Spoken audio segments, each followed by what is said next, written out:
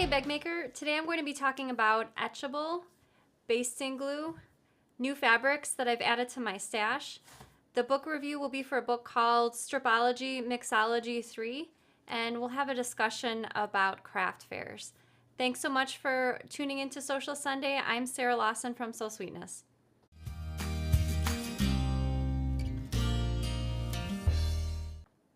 Hey everyone, welcome to Sewcial Sunday. Thanks so much for joining me for the show tonight. I have a lot of fun things that I'd like to share with you, and as always, just about everything that I'm scheduled to talk about, I link to in the description, so if you're interested in finding out more about any of the books, fabrics, notions, or projects that I talk about during Sewcial Sunday, just check that link in the description and you can find out more information there. So I see Laura's watching from Texas, Debbie from Ohio, and Tam from Illinois. So welcome everyone.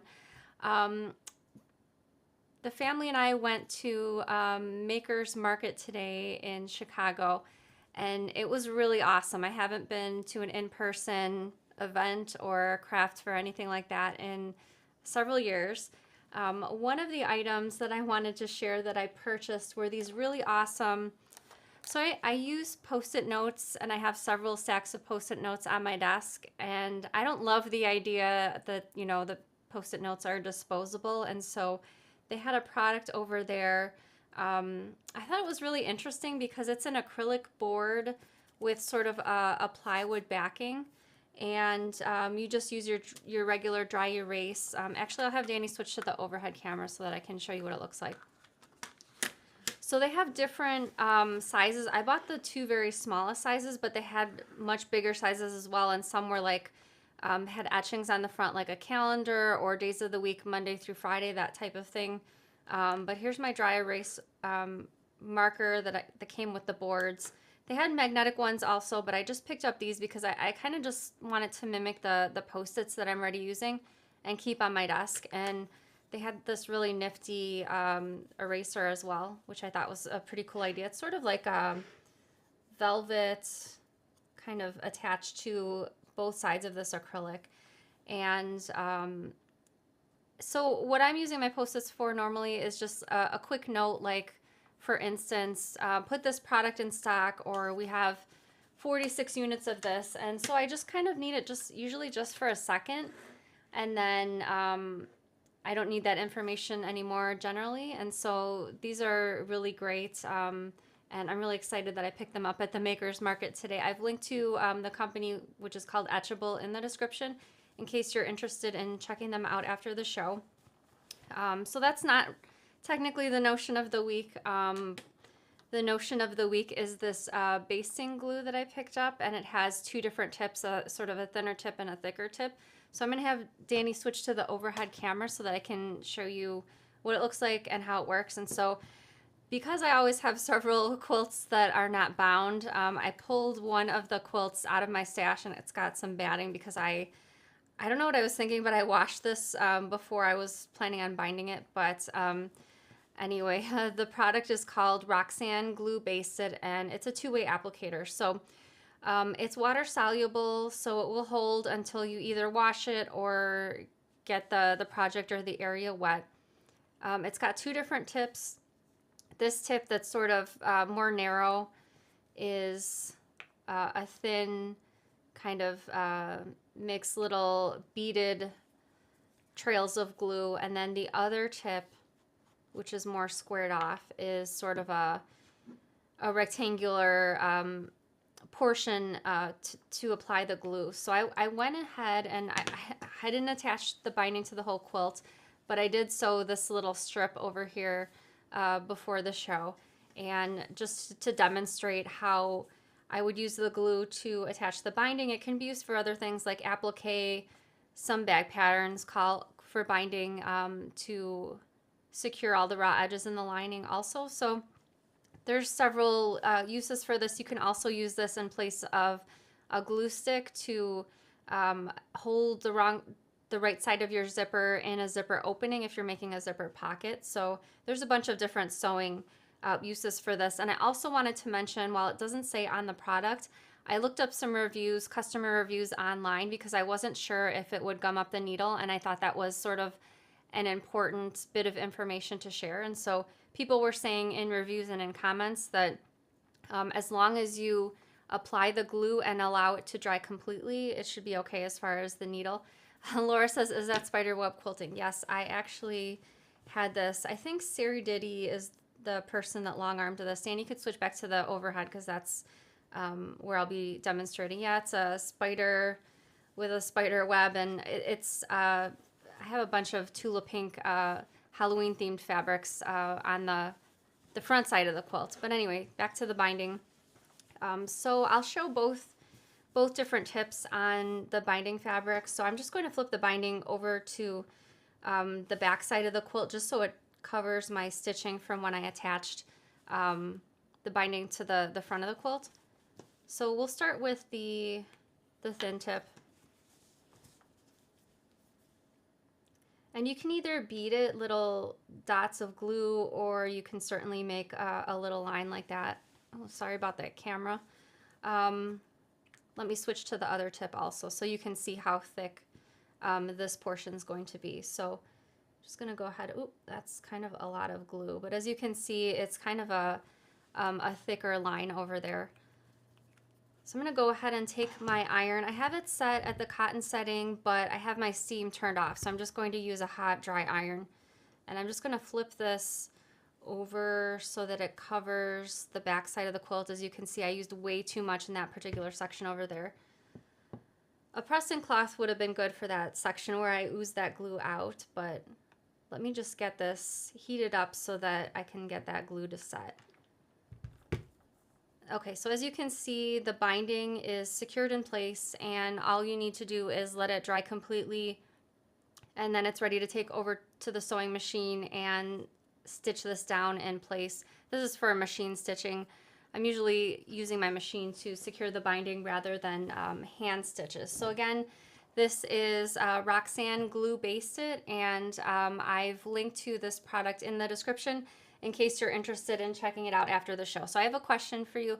Let me know in the comments. Do you prefer a glue stick, liquid glue, or Dritz Wash Away Wonder Tape in those instances where you need something besides pins to secure your fabric, such as for binding or perhaps installing a zipper? Let me know in the comments what's your preferred method for a non-pin technique for securing your fabrics. So today I was outside throwing the frisbee for our dog Mikey, throwing ball, and he likes to be chased. So we have on our property, we're not allowed to have a fence unless it's around a pool, and so the whole side of our house is not fenced, and he's not old enough. He's less than a year old. He's not old enough yet to trust being off leash, and so we have a really long tie out front, and so we attach him to the tie out. We throw the frisbee, we throw the ball. He's really happy. The problem with the tie out is it's a really long tie out, and sometimes we have to be careful where the tie out is to either jump over it, not get tangled in it ourselves, that kind of thing. And so I threw the frisbee, and it kind of happened almost slow motion, and it reminded me of almost like a Tom and Jerry cartoon, the little mouse always trying to catch the cat off guard. And so I was standing in the middle of the yard. The tie out cords were near me, but I figured I was safe. And I could see out of the corner of my eye the tie outs were starting to wrap around my legs. And Mikey was going for the frisbee. And before I knew it, the tie out had cinched around both of my legs, and I was kind of thrown to the ground. Like I said, it's kind of almost like a movie or a cartoon. Today, because it was 75 degrees in Chicago or around there, I was wearing kind of not cutoff jeans, but cropped jeans, so they weren't all the way down to my ankles. So I had bare skin on my ankles showing, and that tie out really, gosh, it burned the heck out of my ankles. So I have these big red welts on either side of my ankles. Kind of almost feels like a sunburn when it's in its most painful. So I put some aloe on it. I'm not sure if that's what I should have done, but I'm kind of looking forward to some cooler weather so I can have some socks, jeans covering my legs, because boy, those burns sure burn, for lack of a better term. So Mikey had fun. I didn't have as much fun today, but hopefully in a week or so, those burns will have healed up. I have a bunch of fabrics that I've added to my stash lately that I've been saving. So some of the fabrics are sort of what I would call blenders or perfect for linings for your bags. And then the rest, I have some Halloween themed fabric and also sewing themed fabric. So Danny's going to switch back to the overhead camera. This fabric line is Phosphor, and it's designed by Libs Elliott, and it kind of reminds me of how blue jeans look, kind of like the texture and the color. So as you can see, nice rainbow colors, and I'm always a sucker for blenders to add to my stash because I like using large scale prints for bags, but I don't necessarily purchase my exterior and lining fabrics at the same time, and so I'm usually going for the exterior fabric in my stash first and then reaching for sort of a blender fabric like this to go along with it. And so nice bright colors. These almost read as a solid as well, so I'd feel comfortable using these because I like to use solids in my quilts. I'd be comfortable reaching these to make a quilt with as well. But again, the fabric line is called Phosphor, and it's designed by Libs Elliott. And then I've got these really great, oh my gosh, I love these so much, sewing themed fabrics, really bright colors. I think these, judging by the colors, I'm guessing these are probably digital prints. This is my favorite out of the bunch, the different threads. But they're all sewing themed. I thought the designs were great. The measuring tape's fantastic as well. And then this last one is some scissors, thimbles, and buttons. So this second fabric line is called I've Got an Ocean. A link to that is also in the description.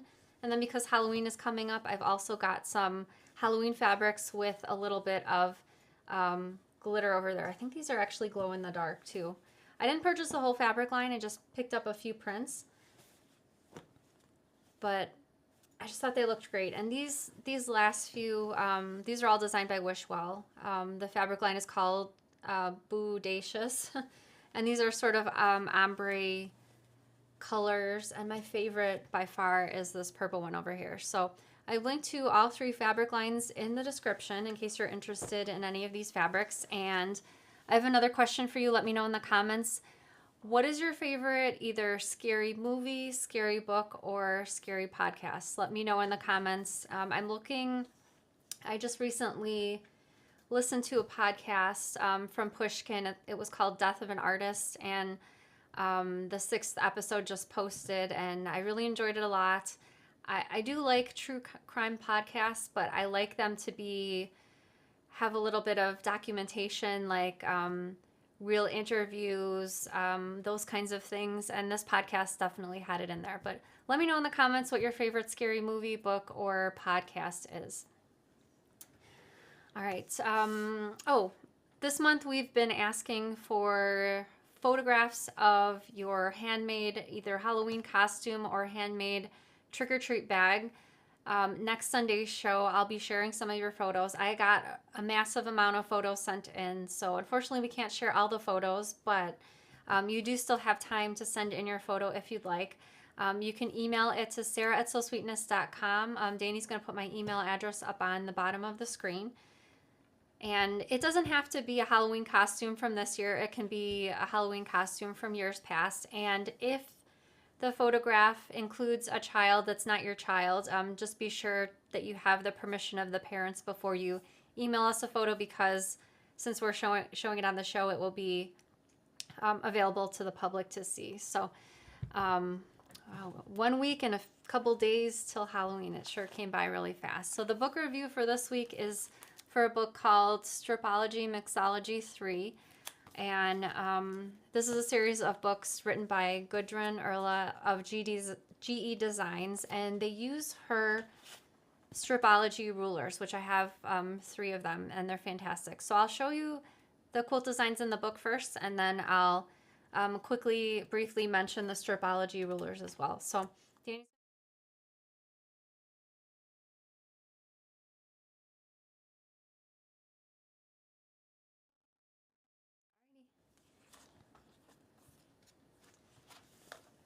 Okay, so I'm just going to flip through this so you can see all the projects, and I do have some paper on some of the pages just because I sort of wanted to respect the author and cover up some of the instructions, but the projects in the book use Gudrun's rulers, so it's a great chance to try out the rulers. I use them all the time, and they're fantastic for squaring up quilt blocks and making cuts for projects as well. Strippy Stairways is the second one. And these are all fairly beginner-friendly quilts. I think, me personally, I know cutting out fabric for bags and interfacing is sometimes a headache, but I do really enjoy cutting out fabric for quilts. It's kind of therapeutic, just cutting out strips and rectangles and things like that. So I do very much enjoy cutting out the fabrics for quilts. This one's called Crystal, and there's a couple different versions, a dark and a light over here. The instructions include full color illustrations.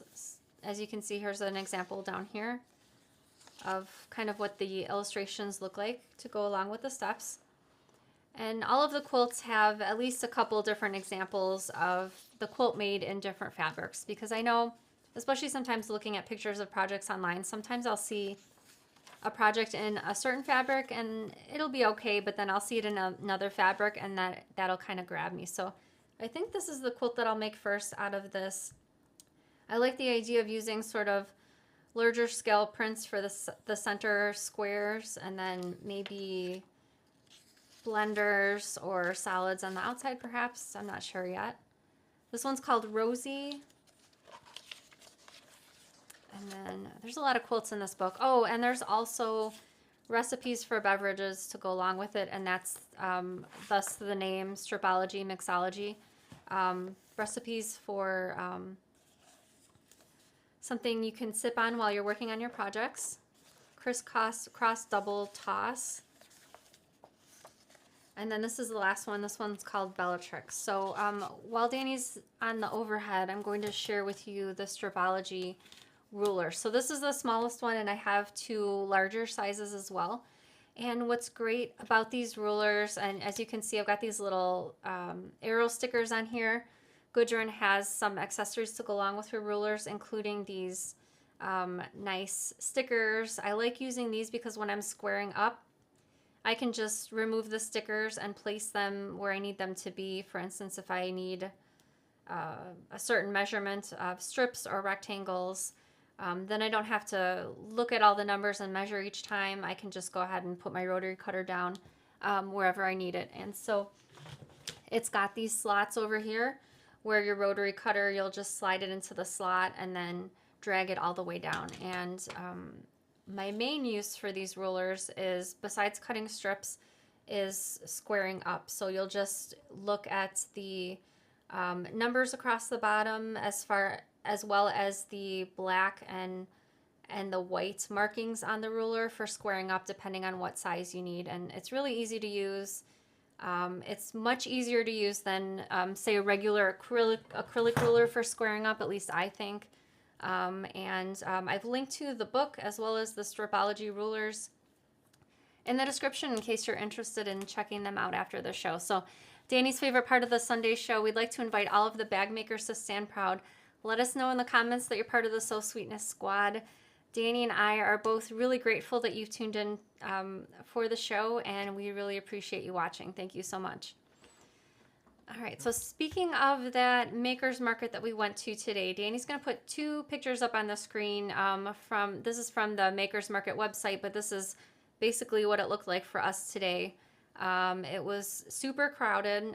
They do sell tickets by time slot, so we purchased tickets for the 12 o'clock time slot. I think they do that to sort of spread the crowd out a bit. And the makers markets visit different states and cities. I think next week they're somewhere in Florida, and then they're coming back to Chicago at the end of November, I believe. But it was really professionally done. All of the makers' social media was shared on the Makers Market website, and so before we went today, actually last night, Violet and I were on the website looking at all of the vendors that would be there, checking out their social media, and we sort of, each of us earmarked vendors that we especially wanted to look at, but we did visit all of them. Danny's going to put a few more pictures on the screen. These are from some of the vendors that were there, their social media. I just wanted to share kind of what their booths look like. And again, I didn't take these pictures. These are from each of their social media, and you can sort of see displayed on the front their business names. Like this one was Heinz Brines. I thought it was interesting the different types of displays that they use. Some use different shelves with different height levels.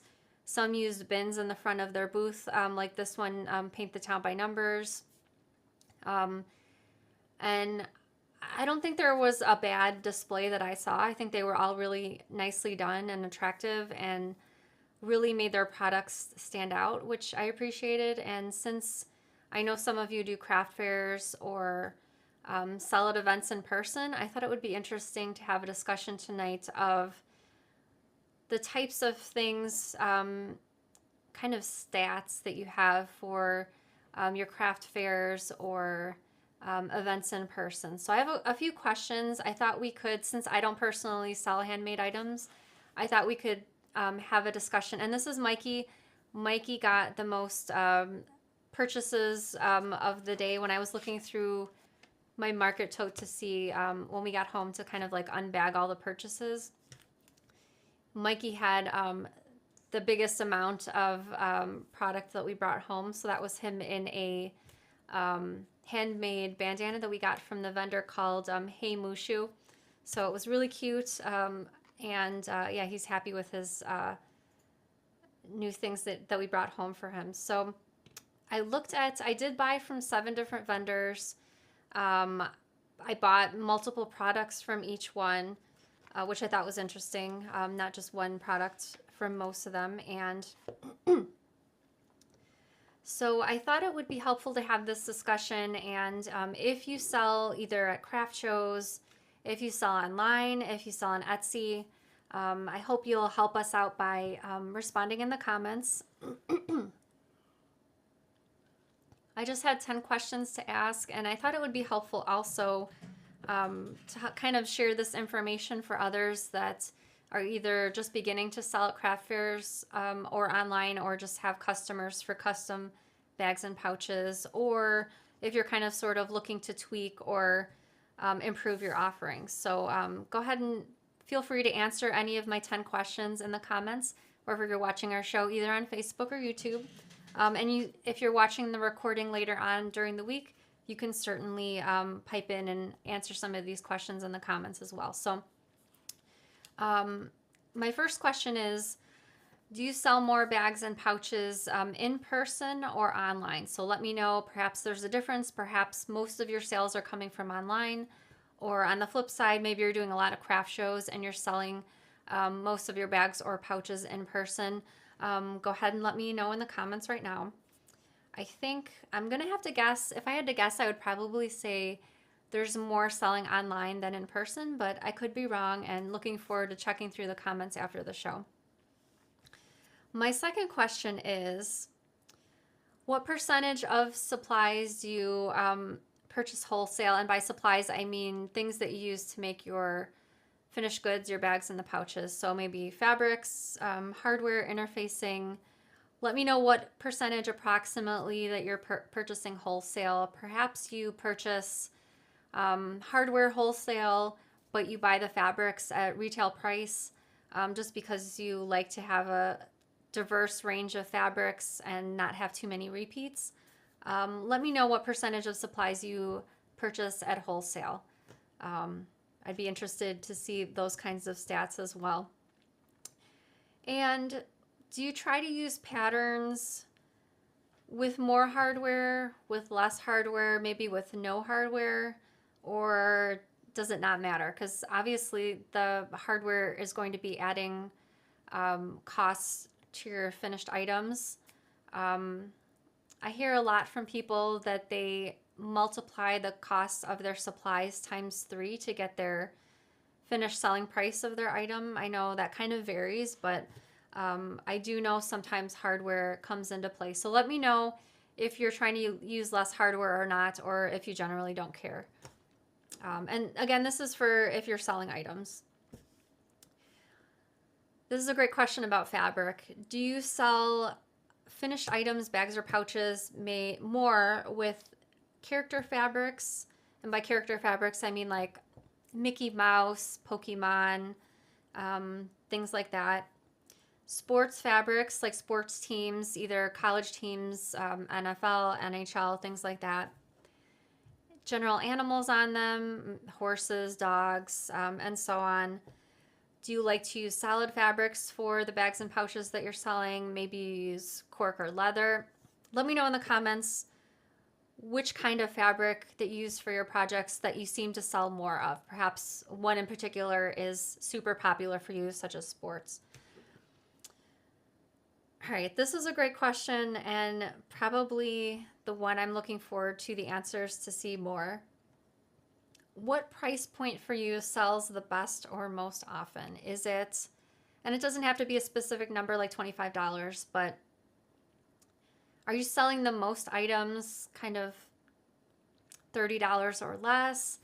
Do you sell most of your items $100 or more? Kind of give me an idea, if you could, what price point sells better for you, or what price point you seem to target when you're selling your products either in person or online. How many different items do you stock? I think a theme that I saw when we went to the Maker's Market today is generally they didn't have 20 different types of products.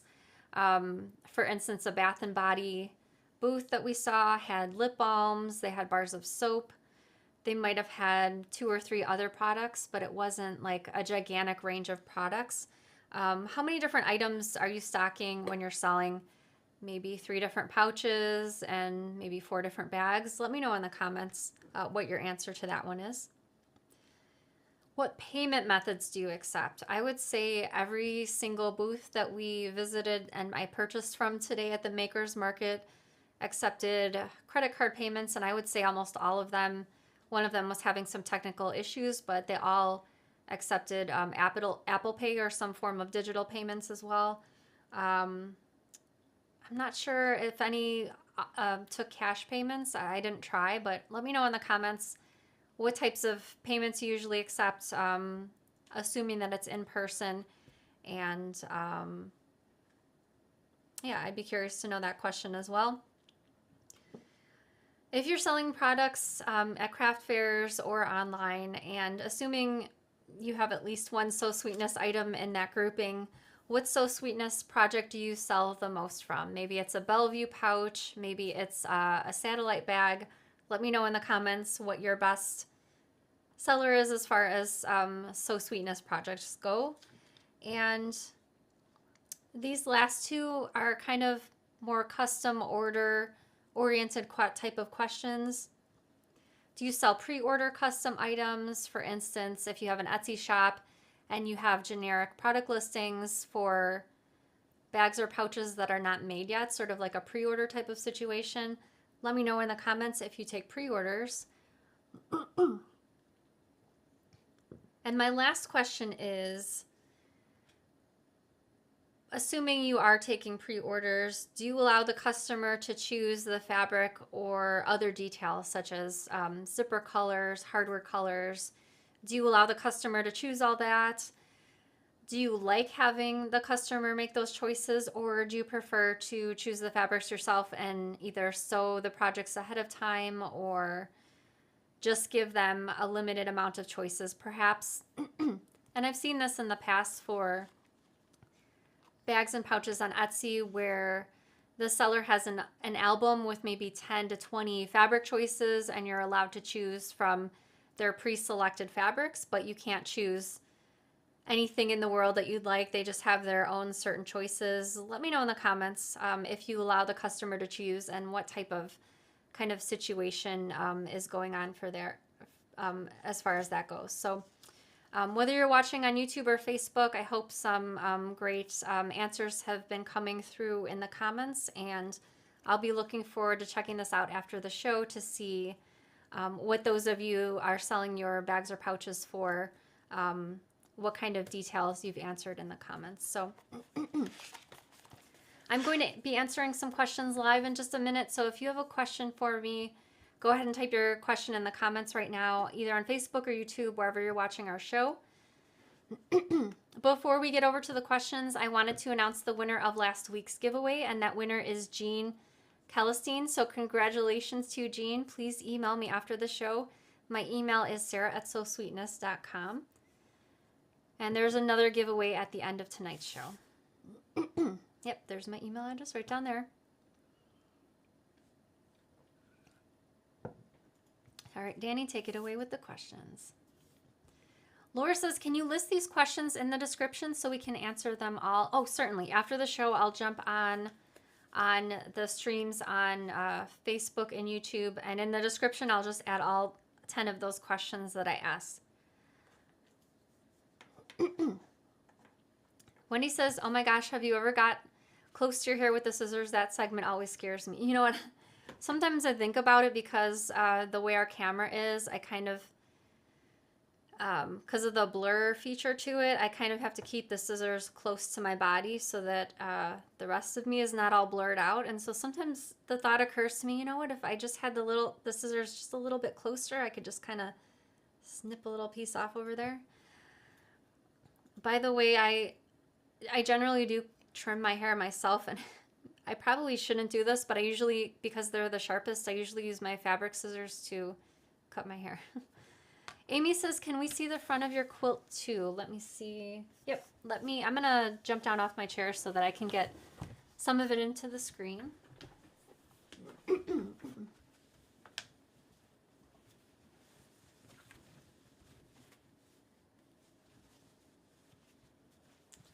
It's sort of a quilt with a focal fabric in the middle. Let me see.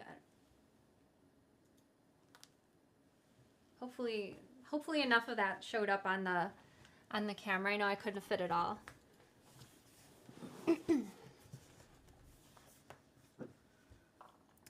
Elizabeth says, I use Rocketbook Notebook. It is erasable and can download notes to Google Drive, but that is cool. Oh, let me find my pen so I could write that down.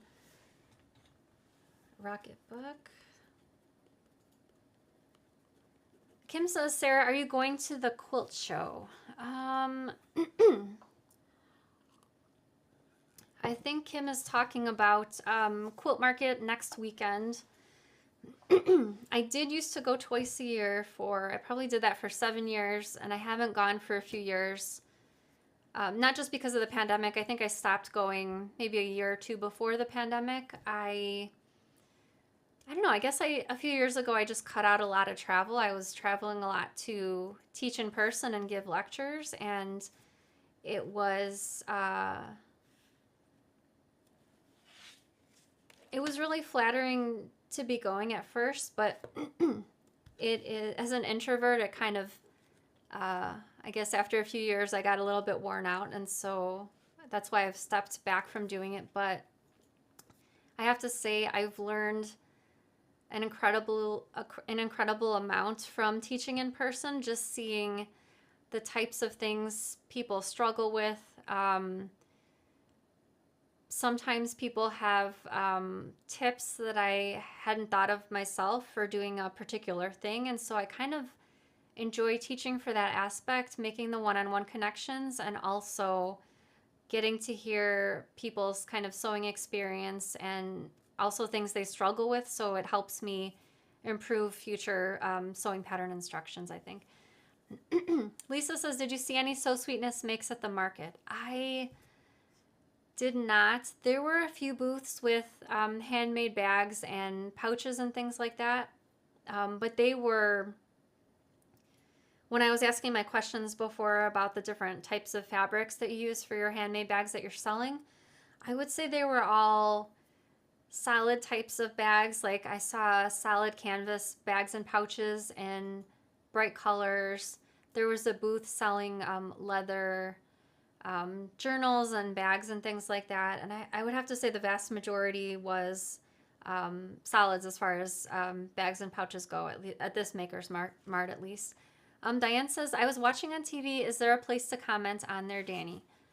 I would guess if you're casting to your TV, you would just need to have either your iPad or your cell phone out to leave a comment on that. So you can still watch on the TV and just, if you feel inclined to leave comments during the show, you'll just need to have another device out so you can type in and send your comments. Great question, Julie. Julie wants to know, if you're taking pre-orders for bags or pouches that you're selling, do you get prepaid? Also, maybe you ask for a deposit of some kind, maybe 50%, or maybe you just ask for the whole amount up front. That's a great question. Let me know the answer to that, to Julie's question, in the comments.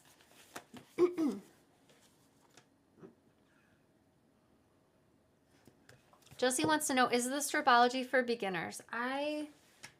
Where did I put that book now? Oh, here it is. I've made a few of Gudrun's patterns, and I feel like they're all beginner friendly, and she also has a live show, and she has a lot of videos for her projects as well, so I would imagine many of her projects already have videos in case you like to follow along with the video. But she has, as you can see, this is Stripology Mixology 3. She has other volumes as well. She's got free quilt patterns and standalone patterns too. So check it out. Again, her company's called GE Designs. Rhonda says, how do you organize all the fabric you have? Must take up a whole room. It's actually in my basement. When we moved, I decided to minimize the mess as best I can by having the fabric in a separate section than my sewing area. So it's all in the basement, and I like to fold it onto comic book boards, which I don't appear to have any comic book boards pre-folded, but actually I can grab a piece of this fabric that I demonstrated earlier, and I can fold one on there for you really quick. So, okay, Danny, can you switch to the overhead camera? Okay, so I like to use these plastic alligator clips. I usually buy a big size bag. As you can see, there's 500 in here. And these are the comic book boards. I do have a video about the comic book boards on YouTube, so you can check that out. But just real quick, here's, can this zoom out, Danny, or your hand? with my hand? Okay. There we go. Okay, so I try to fold the fabric so that there's just a little bit of it overhanging on either side. So I usually fold it in half and half again. And then I also fold it so that the selvage is touched. So that's how we got this little formation over here. I usually just use the 2 alligator clips. This is a 1-yard cut, by the way. If you need to, one side of this comic book board is a little bit shiny and one side is matte. For different fabrics, like especially my Kona solids, I'll write the name of the fabric on the board. So in case I need to reorder everything, of course, that information is usually included on the selvage, but for my solids, obviously there's no printed selvage on solids. And then I'll just fold it twice like that. And then I'll put an alligator clip on top and bottom. So I'll do this for generally up to 3 yards, and if it's more than 3 yards, which doesn't happen often, I'll usually skip the alligator clip because they tend to break from a lot of thickness over there. But I like using the comic book boards because then all of the fabrics are nice and uniform, and then I just go ahead and stack them up. And then I use the Billy bookcases from IKEA, and they just kind of all sit on there nicely, and it just makes it easier when I need to pull a fabric off. They don't kind of all crumple in a heap. They pretty much retain their shape nice and neat on my bookcase, and easy to put away as well. Arnetta says, watched your video on Odie coat and purchased some. Can the Odie coat be applied to a bag that is already made? I would say it would be best to apply to the fabric while it's still flat, not assembled. I can imagine, especially because the bag is just so three-dimensional, I can imagine it would be really difficult to get around things like pockets or and flaps and various things with the Odie coat when the bag was already finished.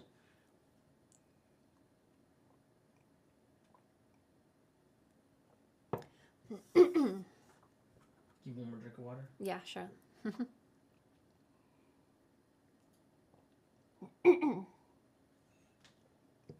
Misty says, I love a quilt with a minky back, but don't enjoy sewing with it.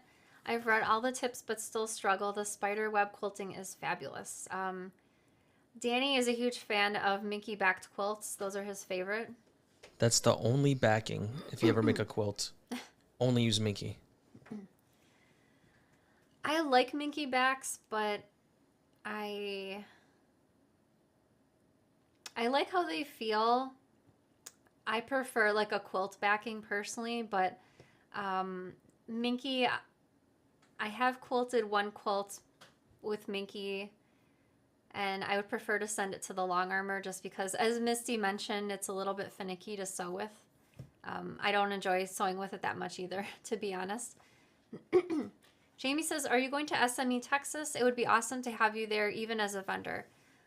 I think that's So Magical Expo. We don't have plans to, but I guess you never know. I guess we'll have to get our act together as far as traveling to sewing events. Danny did want to go to the one in Orlando, but I think we kind of dropped the ball with that one. No, it's not too late. Kara says, do you need to have a business account to get flat rate shipping from the post office? I'm going to be taking some pre-orders and may need to ship them out to some of my customers. Not sure how. So there's several different shipping services, plugins. I'm not sure what the correct word for them would be. We use stamps.com. There's another one called ShipStation. Danny, are you aware of some of the other shipping services that could be used? I think there's one with like a pirate in the name. Oh, yeah, I think so too. That name's escaping me. Yeah, off the top of my head, I don't know, but it's got some pirate theme name to it. I feel like Etsy also, I don't know if you saw on Etsy or not, but I feel like Etsy also has some sort of shipping discount as well. I don't sell a lot of things on Etsy, but I do sell a small amount, and the shipping rates seem to be discounted as far as from what I can see. Diane says, Sarah, do you prefer making most bags out of cotton fabric with SF101 type interfacing or waterproof canvas or water resistant canvas? I use quilting cotton with SF101, not because it's necessarily better, but just because I kind of use that combination in the supply list for my patterns, such as lining fabric and then SF101, and I try to stick to that combination so that my step photos and then my videos reflect that. There's been a couple of instances in the past where either I've forgotten to attach the interfacing, or I used interfacing cut different than the fabric, and people usually notice that when it shows up in the pattern photos and in the video, and so I think that's probably the main reason why I'm not using the waterproof canvas or the water resistant canvas, but it seems to be all the rage now, super popular as far as the makers that I'm seeing on Facebook. So I would say use whichever one you're more comfortable with, and certainly if you're using the waterproof canvas, then you can skip the SF101, which I think is probably the #1 reason why it's so popular. Sandy says, will you offer waterproof canvas? I'm starting to love it for lining since there's no need to interface. I'm still looking for a source, I admit. We would really like to carry the waterproof canvas in a great range of colors, so I'm definitely still on the lookout for that.